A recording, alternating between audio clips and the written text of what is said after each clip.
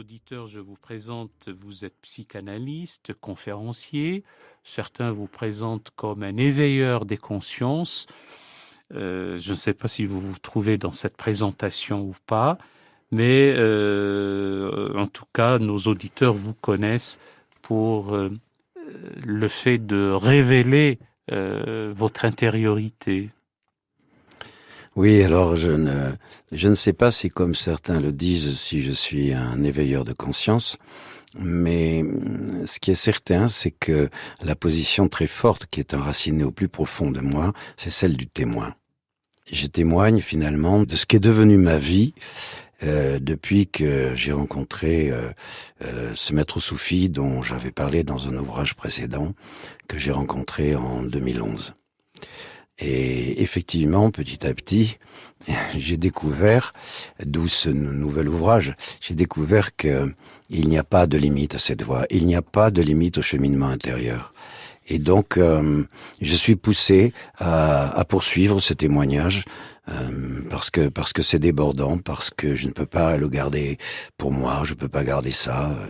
C'est comme un appel à l'intérieur qui m'amène à effectivement faire des conférences, écrire des choses qui me viennent. Je disais dans l'ouvrage précédent que je l'avais pas écrit, je l'avais rédigé. Je crois que c'est encore plus vrai pour ce nouvel ouvrage. Au caractère placide, impavide extérieur, il y a un brasier intérieur. Et donc, ce bouleversement qu'une âme humaine peut vivre, même s'il ne transparaît pas, il y a lieu d'en rendre compte, et c'est ce témoignage dont vous parlez, donc vous vous placez d'emblée sur un plan testimonial. C'est juste, et la cause profonde en est très exactement ce que vous venez de dire, c'est-à-dire que c'est un feu intérieur d'une intensité toujours augmentée. C'est comme par moments un débordement que je qualifierais de volcanique, où l'intensité de la relation avec l'instant est tellement puissante, elle s'ouvre sur une vision tellement grande, tellement vaste, qu'il n'est pas possible de garder ça pour soi. Je ne crois pas que l'expérience spirituelle soit quelque chose d'individuel, ou qu'elle appartienne à un individu, c'est ce que je veux dire. Et quand on reçoit ces choses-là, quand le cœur s'ouvre à ce point-là, quand la vision du monde et de la vie s'ouvre sur de telles possibilités, j'ai le sentiment profond, je sens profondément que ça ne nous appartient pas. En tout cas, ça ne m'appartient pas. C'est expérientiel, chacun vit cela, on peut pas en discourir en principe. On peut en avoir une connaissance peut-être un peu livresque, mais il faut vivre ça. Et c'est ce que vous vivez, et donc vous pensez que comme ça ne vous appartient pas, c'est un peu votre devoir d'en rendre compte.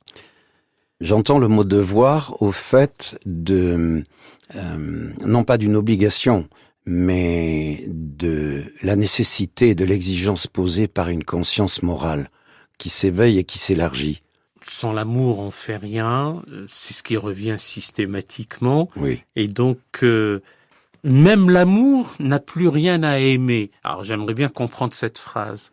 Même l'amour n'a plus rien à aimer, c'est lorsque cet amour se déploie en vous avec l'intensité dont je viens de parler, lorsqu'il se déploie en vous avec une intensité tellement forte que vous ne voyez pas d'autres possibilités, finalement l'amour se présente comme la loi.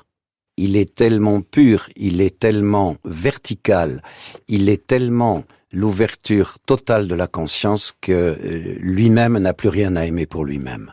Ça entre en résonance avec cette notion de prière gratuite, laudative, gracieuse. Je ne prie pas parce que j'ai peur, j'ai décidé de prier. Je prie parce que j'ai décidé d'aimer. C'est ça. Je lisais, je crois que la phrase est de Krishnamurti, je crois. Je suis pas tout à fait sûr, mais il me semble. En tout cas, c'est un homme considéré comme un maître spirituel qui a dit un jour, l'homme a inventé Dieu parce qu'il avait peur. Le problème n'est pas Dieu, mais la peur. Ce dont je suis tout à fait convaincu, quand je vois ce qu'il se déploie comme vision de l'autre, du monde, de l'humain, de l'humanité, vraiment, j'ai fini par me rendre à l'évidence que sans l'amour, nous n'avons rien. Il m'est arrivé, dans certaines méditations, dans certains moments d'ouverture, de réaliser que nous n'avons que ça. Jean-Bruno Falguière, certes, la peur, la colère sont de mauvaises conseillères, mais la peur, c'est aussi humain. Ça permet de se préserver. Donc, comment enseignez-vous dans vos cours, dans vos conférences, ceux qui vous suivent, au-delà de l'injonction? Nous nous rappelons tous de Jean-Paul II qui disait « N'ayez pas peur », mais il ne suffit pas de le dire. Donc, quelle est cette propédeutique, ce cheminement, cette préparation qui permet de vaincre la peur? Cette question, elle est à la fois très plaisante parce que elle pose en réalité votre question, la manière dont vous la posez, elle pose vraiment la nécessité. Et là, on rejoint ce que je dis souvent quand je dis que le cheminement spirituel est une chose, mais on ne peut pas faire l'économie du cheminement psychologique. Et donc, cette distinction que j'essaie de faire avec les mots et le langage le plus simple possible pour être tout à fait accessible, cette distinction donc que je fais entre la créature et l'être de l'humain. Je reviens à une phrase qui est une phrase de Teilhard de Chardin, je crois d'ailleurs dans une précédente émission qu'on en avait parlé de ça, qui disait « Nous ne sommes pas des créatures humaines qui vivent une aventure spirituelle, nous sommes des êtres spirituels qui vivent une aventure humaine. » Un jour, j'ai vécu une situation très... je la qualifierais d'un peu rocambolesque. Je donnais une conférence, c'était au Maroc, je crois d'ailleurs. Je donnais une petite conférence qui n'était pas très longue, c'était une petite conférence de 20 minutes. J'étais très à l'aise dans mon propos. Ma voix était très bien posée. J'étais vraiment, très connecté avec le public. Il y avait absolument aucun problème. Et la conférence, elle coulait. Les mots se posaient. Et tout à coup, ma créature s'est mise à trembler. Mes jambes se sont mises à trembler, mes mains se sont mises à trembler, tout mon corps s'est mis à trembler. Et là, je prends vraiment conscience du fait, tout en continuant, tout en poursuivant la conférence, que ma créature était effrayée par les quelques centaines de personnes qui étaient en face de moi. Je le comprends très vite. Et pourtant, la voix continue de se libérer, les mots sont posés. Sur le plan de la présentation de la conférence, je contrôle parfaitement les choses, je maîtrise parfaitement les choses. Mais ma créature, elle tremble comme une feuille. J'étais très frappé par ça. C'était perceptible? Ah, c'était pour moi, pas pour le public. Ça l'était pour moi, parce que ça me mettait dans un état de tension supplémentaire, je dirais, sur le plan émotionnel. Et c'était très inattendu. C'est arrivé en plein milieu de la conférence. Et donc, tout en continuant et en poursuivant la conférence, je me mets intérieurement à parler à ma créature. Je lui ai dit, mais apaise-toi, il n'y a pas de problème, ne t'inquiète pas. Voilà, et vraiment, je fais les choses comme je vous le dis. Et puis, la conférence se termine, et donc, je vais me rasseoir. Il y avait plusieurs conférenciers, donc je rejoins mon fauteuil, et je m'assois, et là, la créature s'apaise. Par contre, le corps était très tendu, il était dans un état de tension qui était directement lié à cette peur, on peut le dire comme ça, de la créature qui était effrayée, Et là, je m'assois, et je regarde ça tranquillement. Et je comprends presque tout de suite cette chose incroyable qui répond vraiment à votre question. Je me rends compte que je ne suis pas ma créature. Je me rends compte que ma créature, c'est une créature psychologique, c'est une créature émotionnelle, c'est une créature incarnée, c'est une créature qui finalement ne peut pas éviter la rencontre avec la peur. C'est impossible. C'est un peu cette idée, mais on est sur un plan plutôt philosophique, c'est agir et se voir agissant, être à la fenêtre et se voir passer dans la rue. C'est exactement ça. C'est exactement ça. Et qui commande? C'est la créature reçoit finalement les instructions. De quelle instance? Alors là, on rentre dans ces observations psychologiques dont j'ai un petit peu parlé là, à l'instant. C'est-à-dire que j'ai bien appris à observer, à regarder, et finalement à comprendre petit à petit les fonctionnements de ce qu'on appelle le mental. Si c'est le mental qui domine, c'est la peur qui dominera. Si la créature est aussi inspirée, ou elle est connectée au cœur spirituel de l'humain, qui a commencé effectivement à ne plus se laisser berner par son ego et par son mental, qui commence à observer vraiment ce que sont les mécaniques du mental et qui peut s'appuyer sur un autre promontoire à l'intérieur de soi, que je vais appeler, pour plus faciliter, le promontoire du cœur. Alors effectivement, l'être qui est en train de vivre, l'être qui présentait ces quelques mots, l'être qui est là, arrive à apaiser la créature. En tout cas, c'est ce que j'ai vécu. Et alors, j'ai observé que... Dans votre ouvrage, justement, il y a toute une première partie que vous avez intitulée « Le bouleversement ». Si je comprends bien, les choses étaient plutôt calmes et sereines, tranquilles, et subitement, tout cela est bouleversé. Qu'est-ce qui, selon vous, a provoqué ce bouleversement ?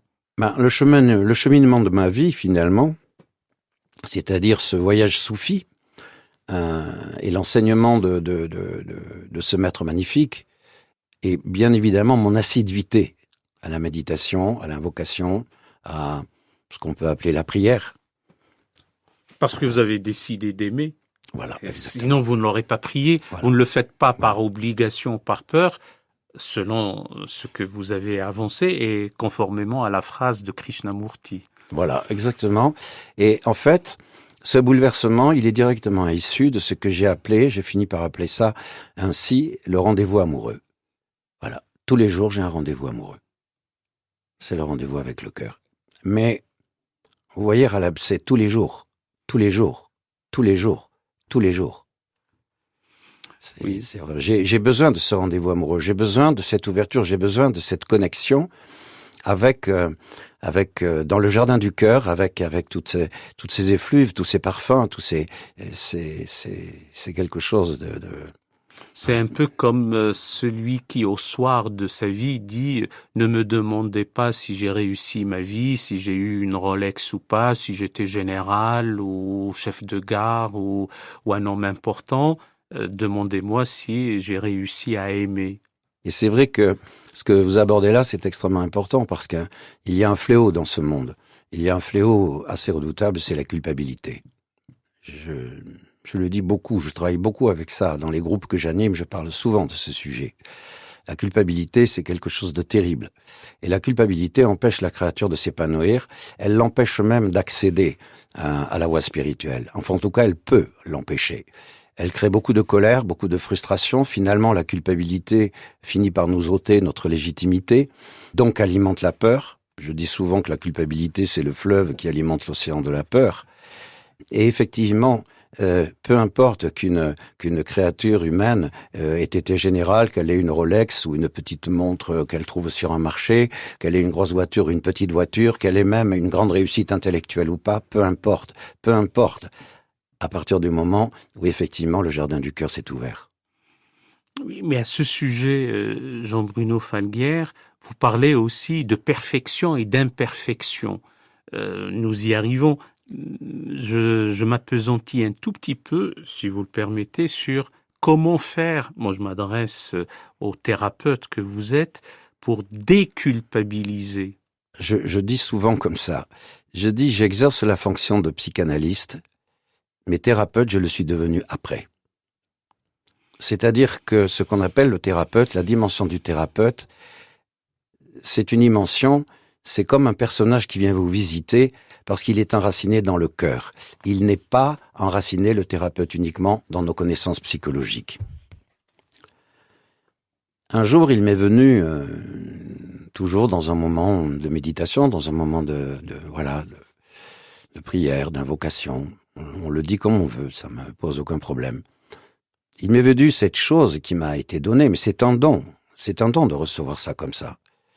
Il m'est venu cette chose, notre imperfection est le lieu que Dieu s'est gardé en nous pour y déverser son amour, car il ne pouvait rien nous apprendre de la perfection. Quand j'ai reçu ça, j'étais très surpris, j'étais très en joie, et surtout, c'était ici comme quelque chose à l'intérieur se mettait à respirer. Et j'ai compris très vite que cette chose qui était donnée, ce petit écrit, cette petite phrase, elle pouvait avoir une fonction thérapeutique très forte. Et en fait, c'est sur la base de cette nouvelle compréhension de ce qu'est l'imperfection que j'ai pu commencer, en tant que thérapeute, à cheminer, à trouver des mots différents, à inciter à des parcours ou à des visions différentes pour aider les personnes à se libérer du mensonge de la culpabilité. Et c'est ainsi que le chemin vers l'épanouissement commence, parce que ce qui empêche cet épanouissement et cette conquête de la félicité, mais la félicité peut-être c'est de recevoir ou d'entendre la voix de Dieu, dites-vous, commence par le fait de ne plus être, de se sentir coupable. C'est-à-dire de se sentir totalement légitime face à Dieu. Et alors un Dieu transcendant, puissant, omniprésent, un Dieu vengeur, disent certains, alors que c'est plutôt un Dieu d'amour, de bonté et de miséricorde. C'est ça, tenir compte plutôt de cet autre aspect d'un Dieu aimant et ce rendez-vous amoureux dont vous parlez, que d'un Dieu qui châtie parce que on aurait laissé voir une touffe de cheveux si on n'est pas volé, si on était une fille, ou on aurait mal agi si on était un garçon parce que on serait pas entré par le bon pied dans les sanitaires. J'ai toujours pensé, ou en tout cas je le ressens comme ça depuis très longtemps, que le Dieu vengeur appartient vraiment au domaine des croyances et des idéologies. Le Dieu dont je parle, la voix du Dieu dont je parle, n'est qu'une voix d'amour. Je n'arrive pas à concevoir que ce que nous appelons Dieu puisse être un Dieu jaloux, un Dieu vengeur, un Dieu punisseur, un Dieu culpabilisant. Puisque la culpabilité dont il serait soi-disant responsable ne poussera l'homme qu'à l'avilissement. Il m'est pas possible, aujourd'hui avec l'expérience que je vis, de valider cette croyance. Même si des références scripturaires le présentent ainsi, donc il faudrait en faire une lecture allégorique, anagogique, métaphorique, et donner lieu et laisser place à l'interprétation. En tout cas, à l'interprétation, et en tout cas à une ouverture permettant d'envisager la rencontre avec une autre perception de Dieu. Je parle pas d'idées. Je pense vraiment que si on regarde ça avec un certain recul, faut-il encore une grande, je pense, honnêteté intellectuelle, le Dieu vengeur, il est quand même très très issu d'une conception mentale. Et je me pose la question de savoir si ce Dieu-là n'est pas anthropomorphique. Ou une projection en tout cas de l'humain. Oui. Un Ibn Arabi, pour ne parler que de lui, mort en 1240, né en 1165, disait « Méfiez-vous du Dieu créé dans les convictions, dans les dogmes ». Jean-Bruno Falguière, passons maintenant à un deuxième temps qui est celui de la voix du cœur. Elle commence où ? C'est un itinéraire. Alors, cette voie est-elle balisée ? Voie VOIE. Hein. J'ai bien compris. Je le disais pour nos amis auditeurs. Oui. Oui, d'une certaine façon, on peut dire, enfin de plusieurs façons peut-être même, on peut dire que la voie est balisée en tout cas par l'enseignement d'un maître. C'est très clair que je n'aurais pas de moi-même, par moi-même, même si j'en avais le désir profond, et avant de rencontrer ce maître Sidi Hamza en 2011, j'avais déjà une aspiration spirituelle très forte, je sentais des choses vibrer à l'intérieur. Mais sans l'enseignement de ce maître, je pense que je n'aurais pas pu cheminer comme je le fais aujourd'hui. Cet enseignement, il est extrêmement précis, il est à la fois extrêmement doux, mais extrêmement exigeant. Il se réfère à une autre lecture de certains textes ou des croyances. C'est vraiment un enseignement dans le sens le plus pédagogique du terme, avec une demande d'engagement, et cet engagement, c'est la pratique, effectivement, des exercices, des invocations ou des prières que le maître vous indique. Vous le faites ou vous le faites pas.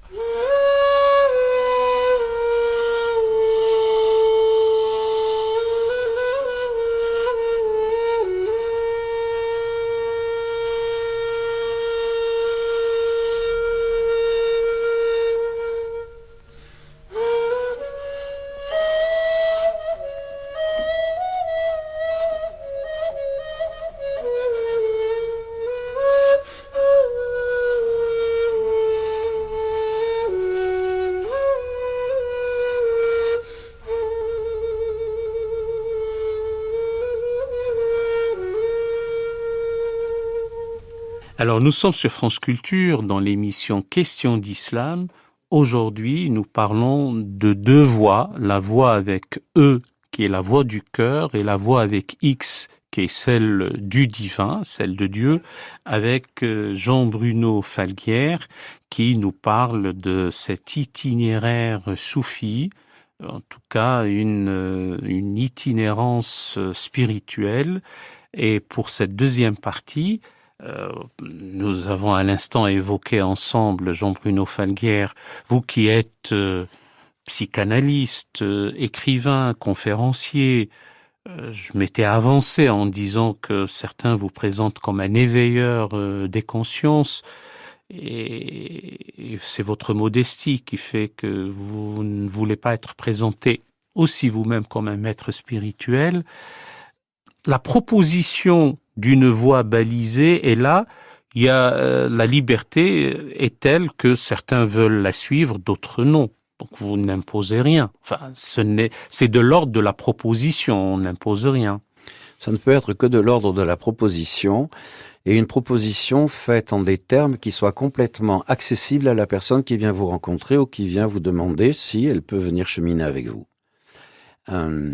Je crois que finalement, la position du maître, c'est pour ça que je ne peux pas, ça m'est impossible de me revendiquer ou de dire que je suis un maître spirituel, parce que ça n'est pas le cas. Le niveau d'exigence est tellement élevé qu'il y a beaucoup de chemin et beaucoup de travail à faire. En tout cas, la caractéristique, la première chose qui m'avait frappé quand j'ai rencontré Sidi Hamza, c'était cette émanation. C'était comme une émanation, une sorte d'effluve qui se dégageait de sa personne, qui respirait totalement l'humilité. Et j'ai bien compris très vite que cet homme ne pouvait rien imposer à personne. Il ne pouvait pas imposer une vision ou une autre.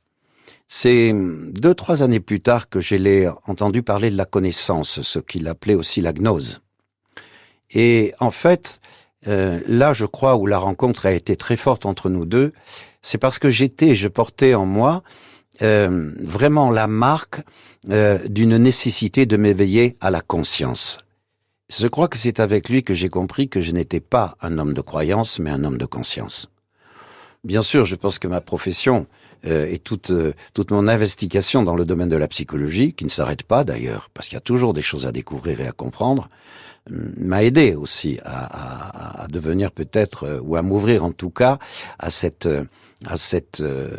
reconnaissance identitaire dans l'être de conscience et non pas l'être de croyance. Jean-Bruno Falguière, en lisant votre ouvrage Voix du cœur, voix de Dieu, toujours pour les auditeurs qui ne voient pas l'orthographe, la première voie c'est le chemin ou le sentier ou l'itinéraire, et la seconde c'est celle de l'audition. Il y a 5 étapes ou 5 phases. D'abord, il y a la rencontre avec la sincérité. Il y a aussi le pardon, la présence, le possible ou l'impossible, ça vous nous l'expliquerez, et finalement l'amour, comme un point culminant. C'est une montée. C'est une montée permanente, c'est une montée infinie, en tout cas je n'en vois pas la fin, je ne peux même pas la concevoir. C'est vraiment cette, comment dire, le suivi de cette route vers l'amour.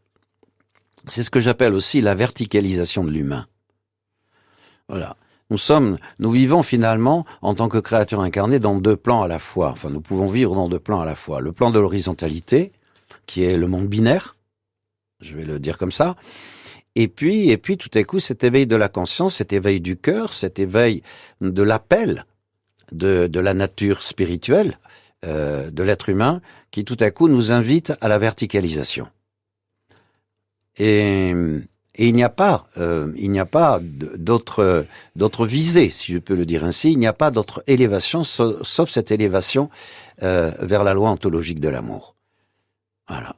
Sans l'amour, nous restons des créatures binaires, des créatures. Regardez un petit peu comment le monde d'aujourd'hui, voilà, comment il est perturbé, comment ses points d'appui, comment ça vacille, comment certaines choses sont trop insatisfaisantes pour beaucoup d'humains qui sont complètement perdus. Je pense surtout à des jeunes, bon, qui sont invités effectivement dans un monde purement binaire. C'est quoi? C'est le juste et l'injuste, le beau et le laid, le riche et le pauvre. C'est ça. C'est un monde, voilà. Avec un tiers exclu, comme on dit, un raisonnement avec un tiers exclu. C'est un peu ça, c'est ça que ça donne en tout cas, et on voit bien que ça limite terriblement les possibilités d'échange entre voilà, dans des mouvements ou sur des grandes questions. Par exemple, la grande question des religions, la grande question, je dirais, de qu'est-ce que c'est la politique, qu'est-ce que c'est un chef d'État, enfin toutes ces grandes questions sociales aussi qui sont là vraiment très importantes. Et effectivement, si on résume ça, je dirais au manichéisme, pardon, du bien, du mal, du beau, du laid. Non, on sortira pas du langage binaire. D'ailleurs, l'informatique, c'est un langage binaire. Hein, c'est 0, 1, 1, 1, 0, 0, 1, 1. Et on est un peu coincé là-dedans si on ne s'élève pas dans cette verticalisation vers l'amour. C'est d'ailleurs curieux parce que je pense là actuellement tout de suite à Jean-Philippe Guillemant, qui est un physicien, c'est un physicien connu, c'est un physicien reconnu, c'est un homme, voilà. Et cet homme, tout à coup, il s'est ouvert à travers toutes ses recherches à une autre vision de l'univers, une autre vision du monde. Et il parle de cette découverte il y a quelques années du multivers, et il s'est pas fait que des amis d'ailleurs quand il a dit ça, il en est arrivé à dire, mais finalement, il n'y a pas d'autre chemin que celui de l'amour. Jean-Bruno Falguière, pour ces 5 étapes, dont la dernière est le point culminant et qui reste encore un point à l'horizon, presque un point comme ça qu'il faut approcher asymptotiquement. Le premier est celui de la rencontre avec la sincérité. Qui pourrait préjuger de la sincérité si ce n'est l'acteur lui-même? Là, vous venez de toucher à l'épicentre, vous tapez dans le mille. Finalement, la question de la sincérité ne se limite pas à l'application de quelque chose dans lequel vous avez été engagé, dans lequel vous vous êtes engagé, et qui est tracé, la route est tracée par les propositions d'un maître ou d'un pédagogue ou d'un mentor. C'est-à-dire que très très vite, quand vous avancez sur cette route qui est un petit peu balisée au début, à un moment donné en tout cas, vous allez vous rendre compte que cette question de la sincérité est une question qui est profondément, profondément personnelle. C'est-à-dire, c'est vraiment toute l'honnêteté, toute la sincérité, toute la franchise, l'affranchissement de toute forme de mensonge vis-à-vis de vous-même qui vous mettra en situation de voir si vous êtes sincère, si vous êtes en lien avec la sincérité ou pas. À titre personnel, je l'entends. Qu'objecteriez-vous à ceux qui disent « Ouh là, mais ça va être un peu la dictature de la transparence et le dictat même de l'injonction faite à la sincérité en tout ». Le danger, c'est qu'effectivement, on puisse reprendre mes propos d'un point de vue purement didactique, c'est-à-dire purement mental, mais c'est pas de ça dont je viens de parler. Je viens de parler de cette joie d'être tous les jours dans ce rendez-vous amoureux qui, quelque part, vous amène à grimper 2 marches, à ouvrir une porte, et derrière la porte, vous trouvez une exigence nouvelle. Et c'est une mise à nu spirituelle. Exactement. Exactement. Et en fin de compte, vous êtes le seul à être invité à cette ouverture consciente à la question de la sincérité en vous. Mais vous ne pouvez pas l'imposer à qui que ce soit. Vous ne pouvez pas en faire un dictat. C'est pas possible. C'est vous qui êtes entièrement responsable de cette rencontre avec le plan de sincérité que vous êtes allé chercher. Mais vous ne pouvez pas l'exiger des autres. Ça, c'est pas possible. Alors, cher Jean-Bruno Falguière, le deuxième point ou la deuxième étape ou la deuxième halte serait le pardon. Pardonnez-moi, j'utilise pas le conditionnel. Mais le pardon à l'égard de qui? Vis-à-vis de soi, vis-à-vis d'autrui. Dans la vie, nous lésons notre entourage et nous-mêmes sommes lésés. Comment l'alchimie même du pardon peut avoir lieu, surtout s'il y a des êtres blessés, vilipendés, humiliés, brocardés, insultés? atteint dans leur chair, dans leur cœur? C'est extrêmement difficile, c'est extrêmement compliqué, parce que ça nous met en face de beaucoup de souffrances émotionnelles, beaucoup d'injustices, beaucoup de sentiments personnels, de colère, des guerres intérieures qui sont extrêmement difficiles à surmonter. Pour tout dire, en fait, nous sommes en permanence confrontés à l'ego. Et cette question de l'ego n'est pas une petite question, et on peut pas l'évacuer d'un revers de main, soit en disant en fait c'est une question psychologique majeure et voilà, on a affaire à l'ego et on s'arrête là, ou alors parce qu'on est dans un cheminement spirituel de dire l'ego il faut le tuer, c'est l'ennemi, et non. On doit comprendre qu'est-ce que c'est, tous les mécanismes auxquels finalement, je ne sais pas si c'est conscient ou pas, mais il nous invite effectivement à nous confronter. Et la question du pardon, cette question-là, je la pose, mais dans un certain plan, un certain niveau d'expérience spirituelle, un certain plan de vraiment d'éveil spirituel. Je vais parler de Jésus. Pour un soufi, c'est bien aussi de parler de Jésus ou de parler de certains maîtres. Je suis très attaché, d'ailleurs je vous le dirai après, à quelque chose que m'avait demandé mon maître. Jésus sur la croix, il faut essayer de comprendre le symbolisme de la croix, voilà. Et il y a cette phrase majeure, quand il dit « Père, pardonne-leur, car ils ne savent pas ce qu'ils font ». En réalité, si on comprend bien ce qu'il dit là, ce qu'il fait là, c'est que la question du pardon est indissociable de la conscience et de l'éveil de la conscience. Et bien évidemment, il n'y a que la force de décollement de l'amour qui puisse permettre de vibrer, de s'ouvrir à la réalité de ce qu'est le pardon. Et cette nécessité, parce que je pense que c'est une nécessité aujourd'hui, je le vois comme une nécessité, parce que la première chose qui est difficile dans ce monde humain sur la question du pardon, c'est que nous ne voyons pas que nous devons d'abord commencer par nous pardonner à nous-mêmes. Alors, à juste raison, vous avez évoqué Jésus qui a une place prépondérante dans la tradition soufie, y compris sa mère, Marie. Tout à fait. Il y a même un ouvrage intitulé Marie la musulmane, et sa parole « Père, pardonnez-leur, car ils ne savent pas ce qu'ils font », entre en résonance. Elle a été reprise plus tard par le prophète de l'islam qui, lorsqu'il revenait de Taïf, là où il était très mal accueilli, lapidé à coups de pierre, son visage ensanglanté, il s'est assis sur un tronc d'arbre et puis il disait « Ô Seigneur, pardonne-leur, ils ne savent pas ce qu'ils font ». C'est ça, ce débordement d'amour qu'on a pour autrui, y compris pour ceux qui vous fait du mal. Oui. C'est l'autre verset qui est et quelle meilleure parole que de se dire je me remets à Dieu, la bonne parole et la mauvaise ne sauraient aller de pair, rends le bien pour le mal et tu verras celui dont une inimitié te séparait de lui se transformer en ami et protecteur chaleureux. Mais n'y parvient que celui qui sait faire preuve d'une grande patience et n'y parvient que celui qui siège d'une grâce infinie. Vous faites résonner là, vraiment très fortement, à un moment vécu, il y a un certain nombre d'années maintenant, et toujours dans cet état de grâce dans lequel vraiment je suis tous les matins, j'ai ce rendez-vous amoureux. Et il était venu ceci. Chaque matin, à partir d'aujourd'hui, tu te chercheras un ennemi et tu prieras pour lui. Les matins de pénurie d'ennemis, tu prieras pour toi. C'était vraiment... J'étais en face de l'ego, de sa consistance, de ce qu'il est, de sa peur, et effectivement de son incapacité tant la souffrance et la peur est grande, à pardonner quoi que ce soit, ou peut-être même de se faire à l'idée du pardon.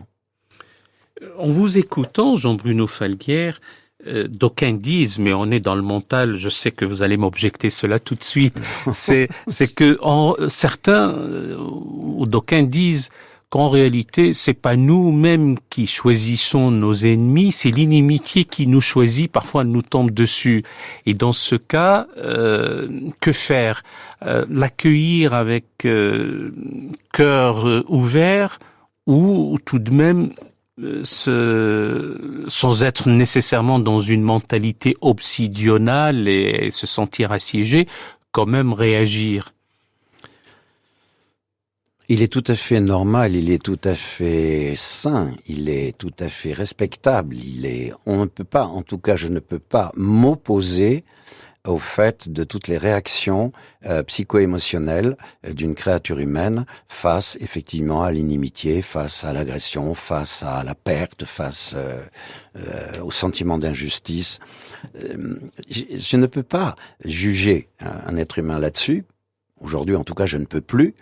Et effectivement, je comprends très très bien toutes ces réactions. Je crois, là encore, je vais revenir un petit peu au psychologique et je vais repasser tout de suite au plan spirituel. La créature humaine, elle est dotée d'un corps émotionnel affecté, bouillonnant, qui bouillonne 24 heures sur 24. Nous sommes sans cesse invités par ce corps émotionnel affecté à la réactivité. Le mental se saisit tout de suite, je dirais, de ces émotions, de ce corps émotionnel affecté, de ce bouillonnement, et immédiatement, il envisage des scénarios, et il projette des tas de scénarios, des tas de possibilités, des tas de choses qui ne sont pas forcément des choses très agréables, qui ne sont pas des choses bienveillantes non plus, pas forcément. Et il y a donc, et on revient à quelque chose que nous disions tout à l'heure, il y a donc la nécessité pour se sortir de ce piège, pour se sortir de cet étau, pour se sortir de cette violence, pour se sortir de toutes ces peurs, de toutes ces contradictions, de tout ce bouillonnement psychologique, il y a donc nécessité de trouver un nouveau point d'appui. Un nouveau point d'appui qui, lui, va nous aider petit à petit à éclairer tout cela un peu différemment. C'est-à-dire qu'au fur et à mesure que ce point d'appui, vous allez le développer, que vous allez commencer à dégager une autre vision, que je vais appeler la vision du cœur d'ailleurs. Effectivement, vous allez comprendre que la créature, elle est ce qu'elle est totalement légitime dans ses réactions, mais qu'elle est aussi invitée à surpasser toutes ces réactions et toute cette condition de vie incarnée qui est difficile, qui est douloureuse, qui est compliquée, pour en faire quelque chose d'autre qu'un moment de vie subi, mais bel et bien une initiation. J'avais fait une petite conférence à Paris il y a 2 ans, je crois, qui s'intitulait L'incarnation est une initiation. Voilà, c'est quand ce passage se fait, quand tout à coup cet éclairage spirituel, je veux le dire comme ça, c'est-à-dire cette ouverture du cœur, tout à coup permet effectivement d'envisager les choses sans colère, sans haine, sans guerre, c'est-à-dire sortir de la dissociation.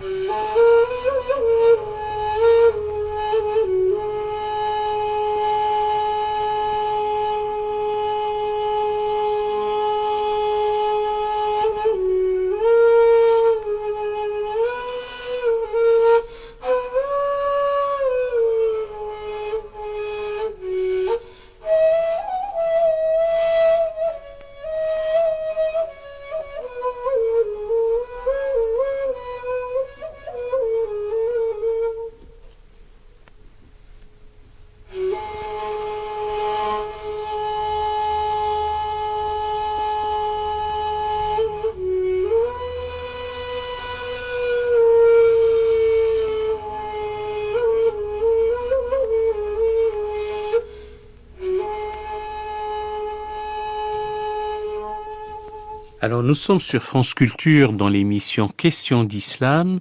Aujourd'hui, nous parlons de 2 voix. La première avec E, la voix du cœur. La seconde avec X, la voix de Dieu, avec Jean-Bruno Falguière qui nous parle de son itinérance soufie et spirituelle. Jean-Bruno Falguière est psychanalyste, écrivain, conférencier. C'est moi qui ai ajouté éveilleur des consciences, même si vous, Jean-Bruno Falguière, récusez cette appellation, ce titre, et vous faites beaucoup de conférences suivies par certains qui vous lisent et qui vous écoutent aussi sur les moyens technologiques actuels. Pour cette dernière partie, donc si je continue l'itinérance spirituelle qui est la vôtre, après la sincérité, le pardon, il y a le possible et l'impossible. Il y a avant la présence. De quelle présence s'agit-il? C'est une question clé. C'est une question clé parce que finalement, je vais le dire comme ça tout de suite. Après, je vais essayer d'en dire quelques mots faciles d'accès parce que c'est compliqué.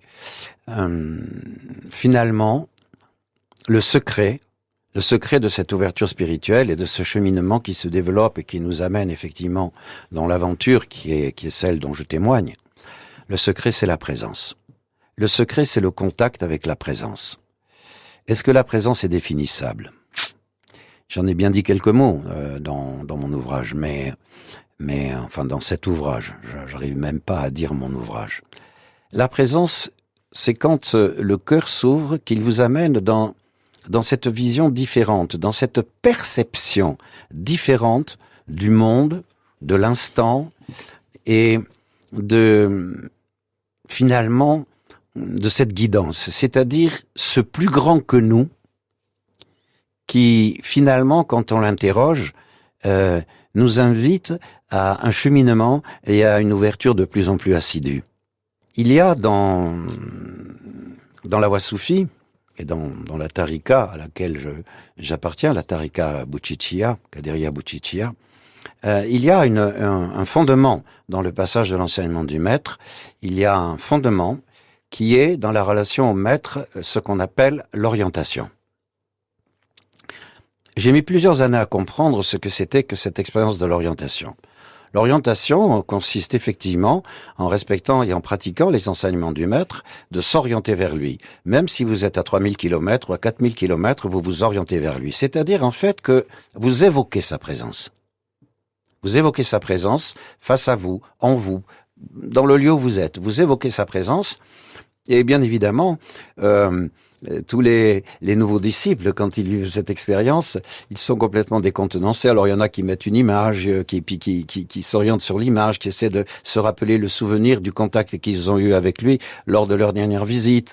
Et petit à petit, alors ils trébuchent, ils disent oui mais je sens pas, etc. Parce que la créature mentale, elle essaie effectivement de faire de cette question de la présence une question mentale, une question intellectuelle, alors que c'est pas ça du tout. C'est cet éveil à la perception, c'est cette sensation profonde qui s'éveille dans le cœur, et ça c'est le miracle de la prière, c'est le miracle de la méditation, tout court. Il y a d'autres expériences qui sont extraordinaires. Je me rappelle quand Thich Nhat Hanh parlait par exemple de l'expérience du Bouddha quand il a connu l'éveil, c'est juste délicieux, c'est extraordinaire. Mais ça n'est qu'un phénomène de présence. Il percevait la présence de la feuille, et puis de l'oiseau qui chantait, et puis de l'arbre avec toute sa puissance. Vous voyez ce que je veux dire? C'est-à-dire, vous êtes dans une relation sensitive à l'instant. Je vais le dire comme ça, et tout à coup, vous sentez la présence. Comme on peut sentir la présence des choses, comme on peut... Et dans l'aventure spirituelle, c'est exactement la même chose. Et effectivement, quand cette présence s'éveille, elle se déploie, et petit à petit, ça, c'est un grand mystère, Raleb. C'est un grand mystère. Tout à coup, vous la sentez partout. Vous la sentez partout, et je me rappelle que le matin où ça s'est ouvert à ce point-là, je me rappellerai toujours de ce matin-là, parce que j'observais ça, et j'ai vu tout de suite quelque chose qui m'a bouleversé, mais vraiment bouleversé. C'est que la présence n'a pas de mental. Jean-Bruno Falguière, vous m'aviez dit tout à l'heure qu'il y aurait quelque chose dont vous allez nous parler, et je souhaite que nous ne finissions pas l'émission sans que vous nous en disiez quelque chose. Alors de quoi s'agit-il? Oui, je voulais vous parler d'une demande qui m'avait été faite par notre maître, qui est, je crois, un point essentiel. Il m'a dit, vous devez faire connaître l'universalité de la voix. Et c'était une grande question. Il a beaucoup insisté. Faites connaître l'universalité de la voix. Et finalement, à travers les vidéos, à travers les réseaux sociaux, à travers les écrits, c'est effectivement ce que je fais. Mais finalement, je le fais avec un enthousiasme énorme parce que la voix elle-même et mes pratiques et mon aventure soufie m'amènent effectivement à me rendre compte de plus en plus qu'il n'y a pas d'opposition et que l'universalité de l'amour, elle est là, elle est bien là et qu'on ne peut pas le concevoir autrement. Donc je me suis lancé dans cette aventure, mais sans forcément comprendre tout ce qu'il voulait dire derrière ça. Et puis au bout de quelque temps, je me suis rendu compte que quand il me dit « faites connaître l'universalité de la voix », eh bien, effectivement, ça mettait fin aux oppositions idéologiques. Ça mettait fin aux idéalisations. Ça a invité à une sincérité du cœur qui fait que nous sommes tous frères dans ce monde. Bien, Jean-Bruno Falguière, j'ai évoqué tout à l'heure dans ces jalons ou ces différentes étapes, en tout cas, et ces balises de l'itinérance qui est la vôtre et dont vous parlez en tout cas, c'est quoi cette affaire des possibles au pluriel et de l'impossible au singulier? Les possibles dont je parle, ce sont toutes les expériences vécues, c'est toutes les expériences tentées, ce sont toutes les ouvertures créées, ce sont toutes les observations mentales, intellectuelles, fort passionnantes au demeurant.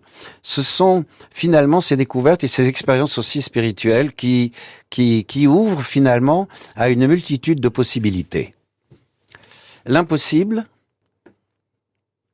dans le cheminement, qui est le mien aujourd'hui, l'absence de limite qui s'ouvre de plus en plus m'amène à vivre que dans la voie de l'amour, il n'y a pas d'impossible.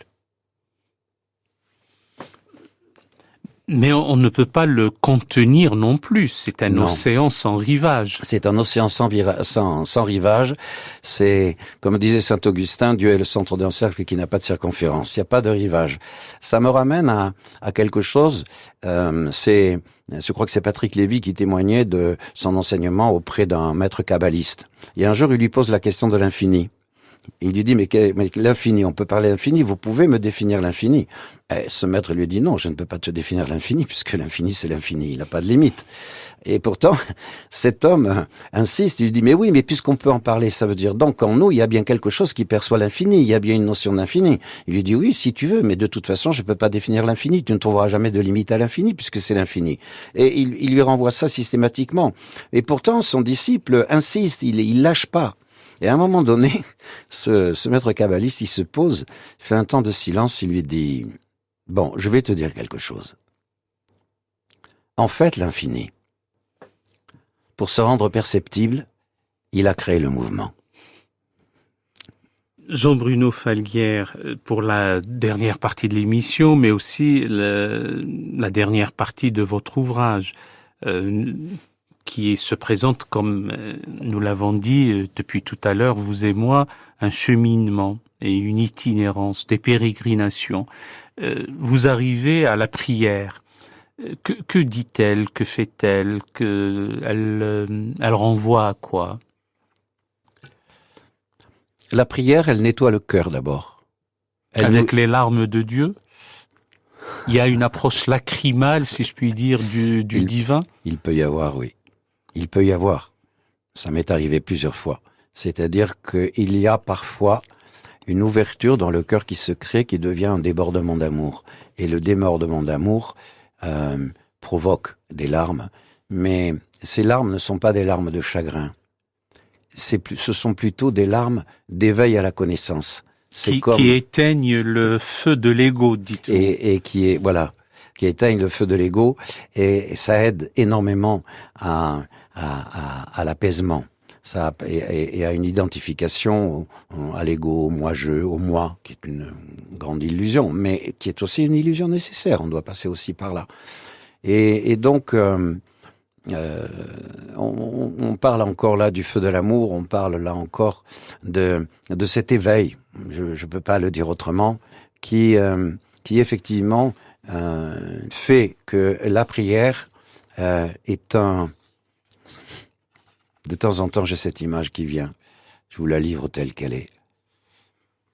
Une charrue qui cultive le jardin du cœur. Et après, cela renvoie au réveil. Parce qu'on était assoupi, on était endormi, on était mort même, et on se réveille à la vie. Nous sommes complètement dominés par, si nous ne faisons qu'un travail, si nous ne nous interrogeons pas, si nous ne nous posons aucune question, nous sommes complètement dévorés par la peur, par la culpabilité et par les scénarios du mental. En fait, nous ne vivons pas, nous rêvons notre vie. Le mental, c'est extraordinaire de voir comment il fait. Il part d'une supposition, déjà c'est pas la réalité, et il va construire un scénario à partir de là. Il vous embarque dans le scénario et vous croyez au scénario. Donc effectivement, il y a quelque chose en nous qui reste complètement en jachère. Il y a une terre qui reste en jachère. C'est la terre du cœur. Alors avec ces mots-là, nous arrivons vraiment au terme de l'émission. Je vous remercie infiniment. C'est moi qui vous remercie. Cher Jean-Bruno Falguière, pour vos propos, pour ce témoignage, puisque vous l'avez présenté d'emblée ainsi, la voix du cœur et la voix de Dieu, et cet itinéraire spirituel qui est le vôtre. Chers amis auditeurs, c'était Question d'Islam, et nous avons reçu aujourd'hui Jean-Bruno Falguière.